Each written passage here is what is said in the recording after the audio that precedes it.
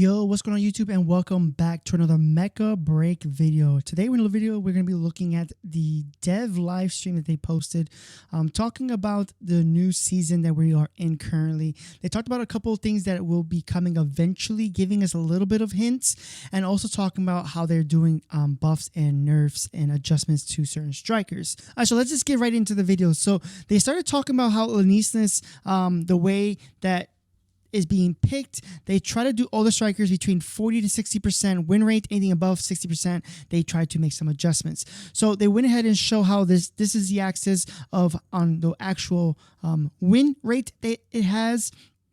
So for season 0, it was 46.4% with Alysnes, and then you have with the new season 51.2. So there was a actual buff to Alysnes to make it a lot stronger, and it felt more impactful for those players who main this character. So you see the jump here specifically for that.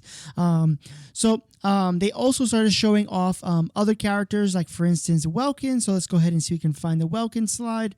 All right, so we have Welkin here specifically. As we saw in season 0, which was the very beginning when the game first came out, it was at a 62.4% win rate. And it was picked a lot more for sure. So because of that, they saw that it was over the threshold and wanted to adjust it.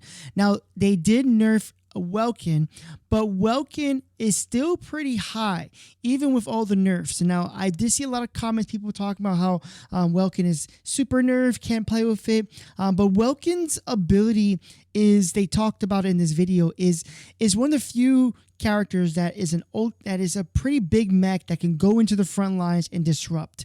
So because of that, that's why a lot more people were picking Welkin, because of how the playstyle of Welkin specifically. And they started talking about how Mikillja just came out, and we'll see how that also plays a factor, because they have a very similar playstyle. They want to go into that front line and do some disrupting. So here they showed how season 0, they were at 62.4% for Welkin, which was really high, and they said they had to adjust it. So they adjusted it down with the nerf. Even with the nerf, is just shy of 4%, or actually a little over 4%, give or take, when it comes to the season 1 after the nerfs. Now I'm curious to see what Mikillja is going to be, because that character has a lot to go to it. I do think that is a little bit overtuned. I'm going to be very unpopular opinion here and say I actually enjoy Mikillja when it actually captures. It's a little bit of fun chaos to go with it, all the mechs. I know it's annoying and it's just not my I might not see it in high competitive ranks as much, but I do feel like even if Tricera is being captured in that form, I know it's annoying, I know it's disrupting, but I kind of like that fun, chaotic feel to it. But that's just my personal take on it. I think Mikillja is really strong.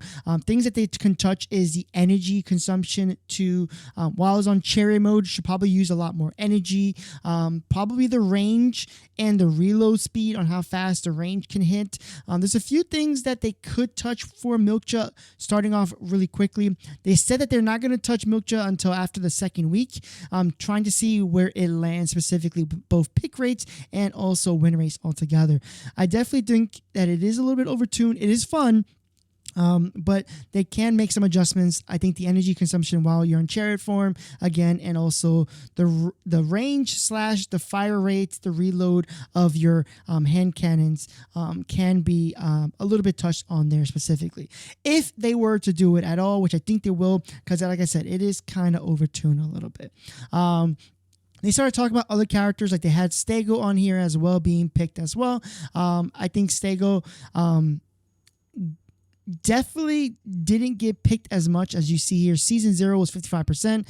Now is at 50%, just hitting that 50% mark here, or just above 50% here.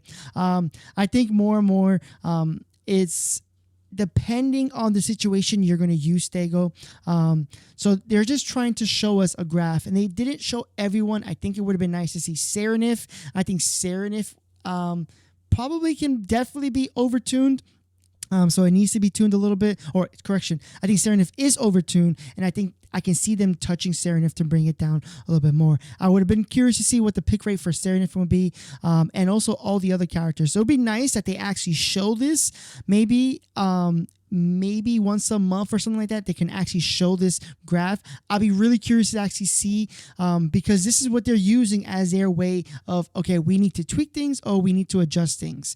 I'd be kind of curious to see it, because there's times maybe you don't see a Stego player, but someone sees it every single time and they're being oppressed by it. So I'm curious to see what they would actually do moving forward to show the other pick rates and win rates when it comes to it as well. A couple things they actually kind of teased about at the end is they talked about how they have their 1 year anniversary, that they are giving the 10 seasonal crates for doing the survey, and they appreciate that. And they're also looking into doing a half-year anniversary event. In this event, it sounds like we're going to be getting some new bosses, but it's not going to be in Mashmak itself. It's going to be in an event tab specifically. So we're going to potentially be having some more PvE content, and I'm hoping because of what they put out in that survey and in that letter they put out, they're trying to expand into that PvE. I'm not sure how fast they're going to be getting into it, teasing us about some PvE events that you're going to be able to fight other bosses is going to be kind of interesting, giving us a little taste of what could be coming over the next few months potentially, as we get into the next year as well. I'd be kind of curious to see what they can do with that. It might take some time. We obviously, with this being said, we're not going to see any PvE story campaign until next year, but giving us some PvE events that we can do be pretty interesting. But so they're trying to do some sort of Christmas, New Year event on there. They didn't want to tease it a little bit. I'm going to try to see if I can find a cut of when Kris was talking about that event. So give me one. 那另外来讲的话呢，我们在这个 PVE 方面来讲的话呢，我们会有一个新的 BOSS， 但是呢，这个新 BOSS 来讲的话呢，我们不会放进这个马斯马克。那意味着来讲的话，就是说玩家是可以来讲的话直接去做一个 BOSS 挑战的。那这个来讲的话，会是我们的，当然，伴奏连的话还有很多的这个福利活动，这块来讲的话，我们是不会现在公布的。所以说呢，过一阵子来讲的话呢，我们会公布这个福利活动。那 So we have some events. There are going to be some sort of brawl events for PvP, but they're also looking into doing some PvE events as well. Like I said, I'm curious because they are pivoting towards that PvE, which a lot of people have been wanting and seeing. So I'm curious to see how those events come about. Talking about the brawl, I believe that's the big battleground that they were talking about before. So I'm curious to see how they can balance both of these two things. Both the events would be really nice to see. It would be really awesome that they give us a chance to test it out as well. I'm not sure they're going to give us the opportunity. This last update, before this update came out, we only got really a little over 24 hours to kind of play with the new update and test it. I would like to see a little bit more time to play and kind of help them out with that and getting content ready for that as well for them. But that's pretty much it. So we do have some PvE content potentially coming out in PvE events coming for the half-year anniversary. On top of that, which will be, if we think about it, half year would be give or take around December timeframe. So we're 1 month away from that. But on top of that, we're getting some brawl events for some PvP as well. So I'm curious to see. And also we know that they talked about some adjustment they will be making in the next following weeks to the strikers. They didn't want to touch them just yet. They wanted to see how these two strikers go into the play and then adjust accordingly to that. Like I said, my 2 cents will be they're definitely going to be touching Mikillja. I think Mikillja is overtuned. You guys already know, again, the thing I talked about. I don't mind the capturing and grabbing thing, but if you were to touch anything when it comes to that character, definitely energy consumption when it comes to the chariot mode. And on top of that, the rate of fire and the reload speed of the actual hand fists that you can use from range. Not the one in chariot mode, but I'm talking about the one that shoots like a laser that hits 6 targets. That reloads pretty quickly and it can really do a lot of damage as well. So that would be the one thing I would say when it comes to adjustment. The actual brawling, the damage that you do for brawling is on par as Welkin. If you guys haven't yet to see it, is 10,000 for the first hit, 13,000 for the second hit, and then 18,000, which is the only difference between Welkin and the new character. So 2,000 points difference when it comes to the last third swing. So I think the overall swinging is fine. Again, is I think more the consumption and also the range weapon itself specifically. I can see them touching that. But that's pretty much it. Let me know, are you guys excited about potentially some new events coming out?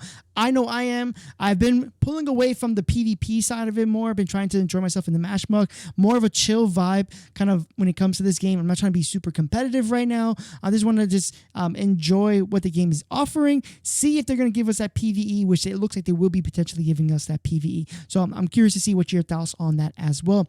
But that is pretty much it, guys. I'll catch you guys in the next video. Peace.